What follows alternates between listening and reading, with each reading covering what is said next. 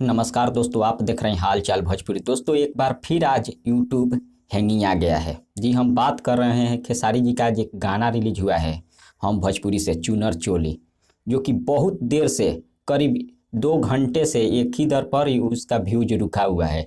4,98,000 पर वो उसी टाइम से व्यूज रुका हुआ है, जो कि हम देखे थे 1 घंटा हुआ था तभी 4,98,000 व्यू हो गया था। लेकिन अभी तक 3 घंटा हो गया है, उतना ही पर व्यू रुका हुआ है, यानी कि यूट्यूब हैंग हो गया है।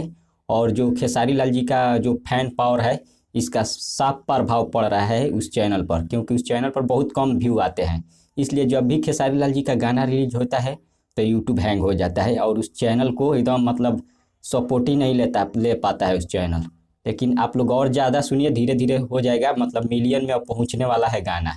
इसलिए आप ज़्यादा से ज़्यादा उस गाने को सुनिए। और एक और न्यूज है, कल खेसारी जी का एक और गाना आ रहा है, होली में गोली मार दी लवर, जो कि अंकिता फिल्म से रिलीज किया जाएगा 6:45 में, कल सुबह 10 तारीख को। इसलिए उस गाने को एकदम, क्योंकि छोटा चैनल है, उस गाने को भी आप बहुत जल्द मिलियन में लेकर चले जाइएगा, क्योंकि बहुत ज़बरदस्त गाना होने वाला है और इसका प्रमोशन बहुत ज़बरदस्त तरीके से किया जा रहा है।